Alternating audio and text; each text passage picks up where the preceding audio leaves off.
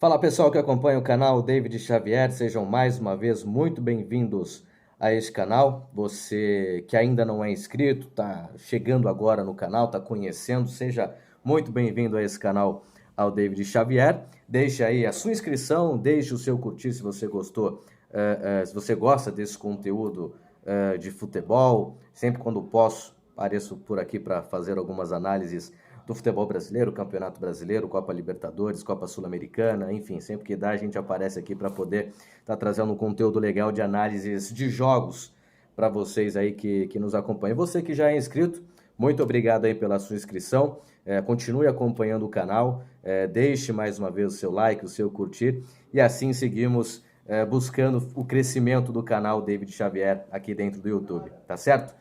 A análise de hoje é de Santos Internacional, jogo aí pelo Campeonato Brasileiro nesse meio de semana, realizado na Vila Belmiro. O empate, né, em 1-1, um empate eu diria até injusto.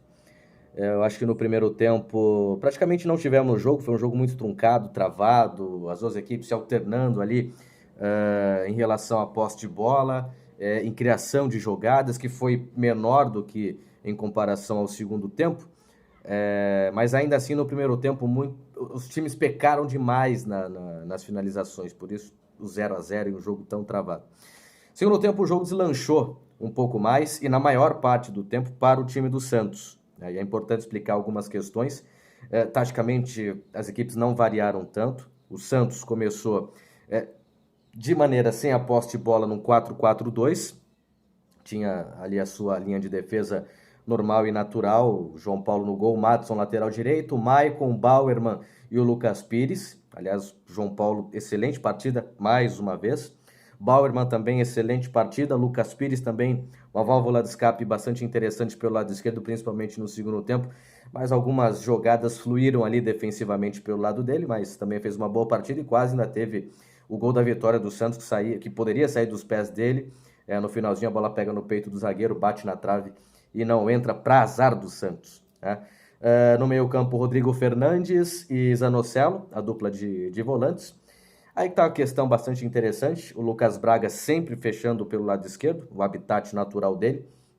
Léo Batistão é um cara que eu quero dar um destaque mais para o final aí do nosso vídeo, mas vem complementando as jogadas pelo lado direito, defensivamente, recompondo para poder fazer essa linha de 4-4-2 e vem entendendo cada vez mais essa questão. Por que eu estou dizendo isso? Porque eu fiz uma análise de Santos e Palmeiras pelo próprio Campeonato Brasileiro e, para quem não acompanhou o vídeo, tá lá a indicação, eu mostrei que ele vinha dando muitos espaços pelo lado direito da defesa santista, no caso o lado esquerdo de ataque do Palmeiras, e largando muito o Jorge por aquele setor. É que o Palmeiras não forçou a jogada por aquele setor, né? Mas que ele estava dando espaço, não estava complementando taticamente o que era necessário da formação tática que usa o time do Santos defensivamente, não estava. E no jogo contra o Atlético e nesse também contra o Internacional, parece que caiu a ficha, parece que entendeu uma função tática e vem exercendo muito bem. Vou falar disso mais no final do nosso vídeo. Então a linha de meio campo do Santos, Rodrigo Fernandes e Zanocelo centralizados, Lucas Braga pelo lado direito, pelo lado esquerdo e o Léo Batistão pelo lado direito. Lá na frente, para completar o 4-4-2, Angulo e Ricardo Goulart. Esse foi o time do Santos defensivamente. É claro que ofensivamente tinha uma outra questão, né? O time buscava bastante volume tático para encurralar o Internacional, e isso deu certo no segundo tempo, porque fazia um volume muito grande dentro da área do time do Internacional. Ficavam ali dentro da área Ricardo Goulart, Léo Batistão também entrava, né? O próprio Angulo e muitas vezes o Lucas Braga. Então eram 4 jogadores dentro da área do Internacional.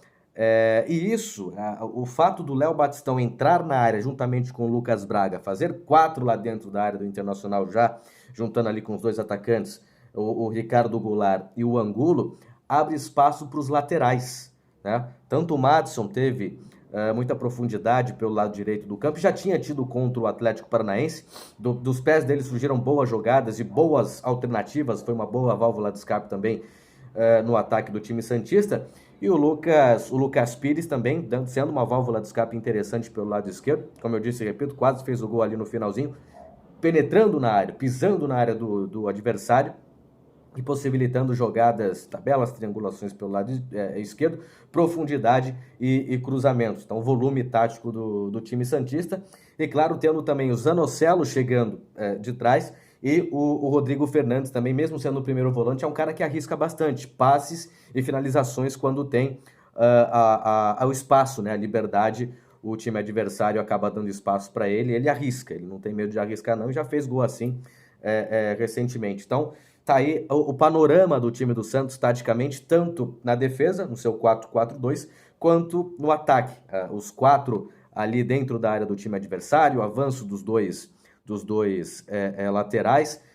A dupla de volantes que trabalha ali pelo meio, também tendo a função de articulação, o Zanocelo e o Rodrigo Fernandes. E, claro, os dois zagueiros avançando também para dar uma compactação ofensiva, né? Para não ficar um buraco e proporcionar ali contra-ataques ao time do Internacional. O Internacional também veio numa formação de 4-4-2 defensiva, tá? Mas a grande questão é que, diferente do Santos, a gente vê que o Santos tem 3 atacantes, tá? O meio-campo, jogadores de meio-campo, Rodrigo Fernandes, Zanocelo e Ricardo Goulart, que é um meia atacante, mas faz muito mais a função de meio campo. Agora para frente, Léo Batistão pelo lado direito, Angulo centralizado e Lucas Braga pelo lado esquerdo. 4-3-3, certo? O Internacional veio no 4-4-2, mas havia uma diferença aí que os 4 do meio campo eram realmente meio campistas. Então a linha do Internacional começa com o Daniel no gol, o Bustos pelo lado direito, o lateral direito, Vitão e Mercado, e o René pelo lado esquerdo, o lateral. E aí ficava o seguinte, a gente tem ali 4 meio-campistas, Gabriel, Edenilson, Alan Patrick e o Carlos de Pena. Esses são meio-campistas, 4-4-2 o Inter.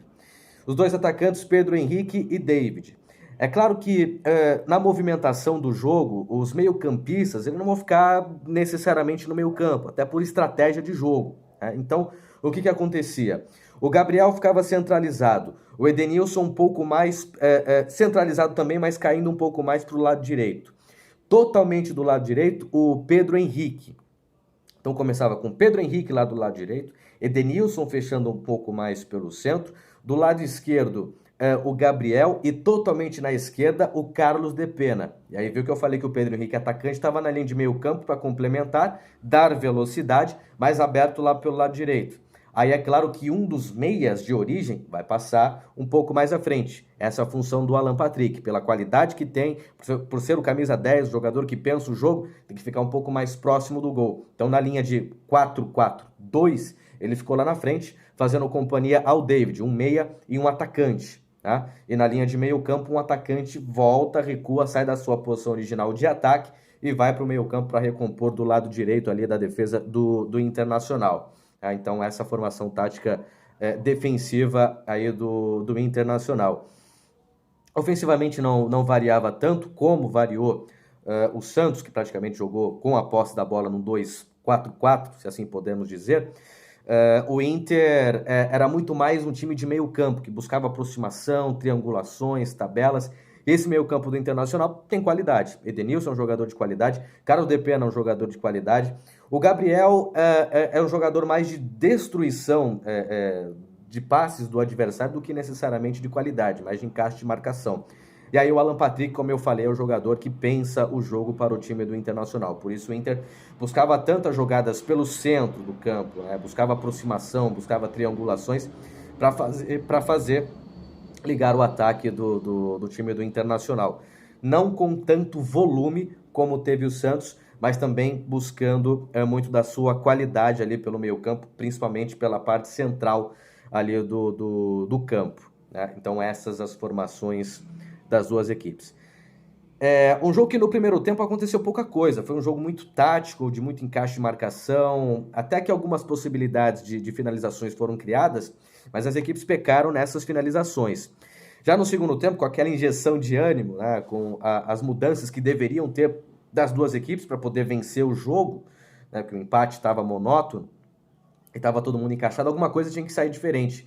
E o Santos acho que veio com mais ímpeto, até por estar jogando em casa, por precisar do resultado, né? Fazer o resultado diante do seu torcedor, jogando em casa, enfim, o Internacional tentou esperar o Santos e partir mais no contra-ataque. E aí foi melhor para o time do Santos. Foi muito melhor o segundo tempo para o time do Santos, que veio com mais volume tático e trabalhando mais a posse da bola. Bom, e assim, até em relação ao primeiro tempo, o Santos conseguiu um gol de uma jogada de bola parada, né?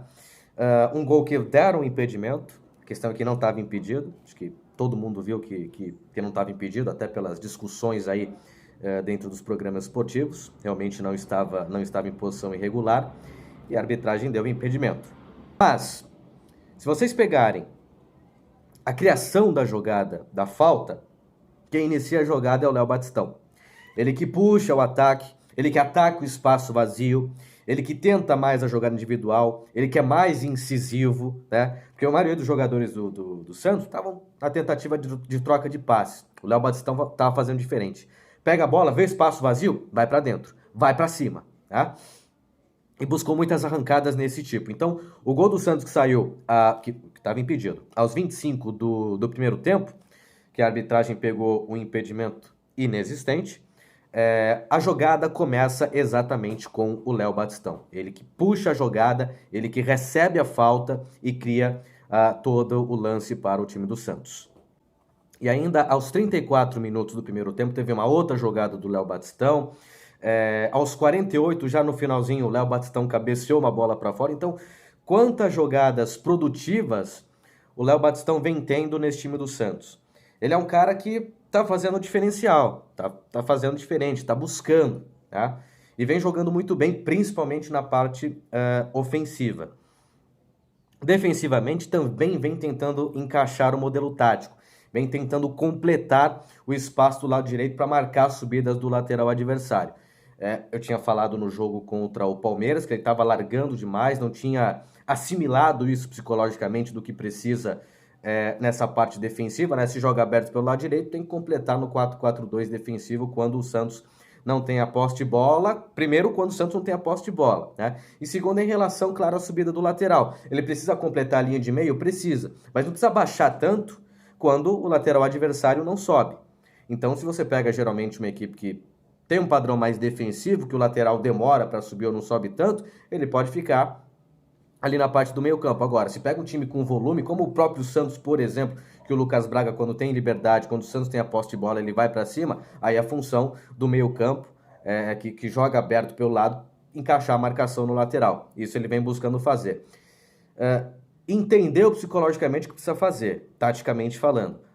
Às vezes, em algumas situações, ele precisa encaixar a marcação, não é só acompanhar, é encaixar a marcação. É marcar, é tomar a frente do adversário, é encaixar a linha de passe para inibir ou forçar o erro do jogador adversário que tem a posse de bola. Algumas situações contra o Atlético Paranaense, ele deu esse tipo de falha. Normal, está assimilando ainda a situação, pelo menos eu vejo isso.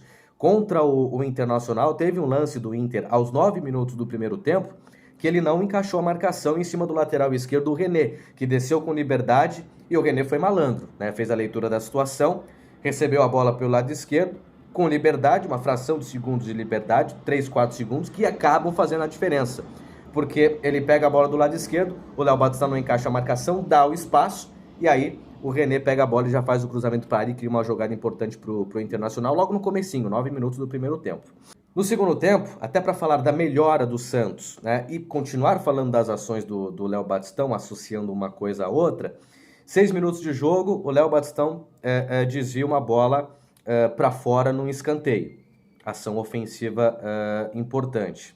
E aí veio aos 20 minutos, tudo bem que não com participação do Léo Batistão, mas uma jogada interessante do time do Santos na entrada do Bruninho, né? O Bruninho que entrou no lugar exatamente do Léo Batistão.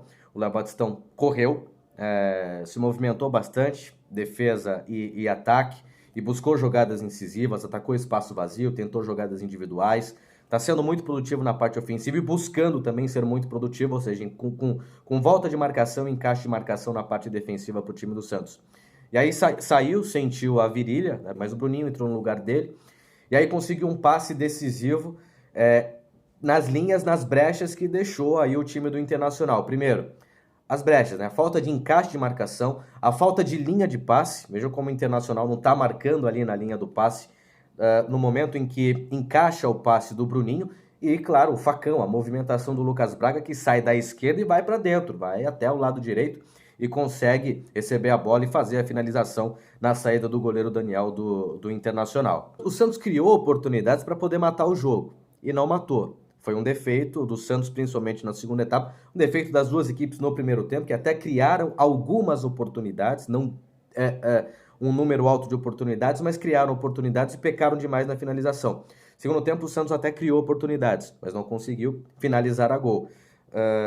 Depois do gol do Santos, aos 25 minutos, o time do Internacional consegue um empate. O que é determinante? Claro, a falta de encaixe de marcação do time santista. Tem hora que o Santos dá uns lapsos defensivos, dá um apagão defensivo e possibilita o espaço para o time adversário.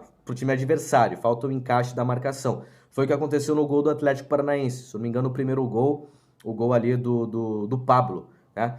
Tem aquela jogada que o Léo Batistão vai para recompor.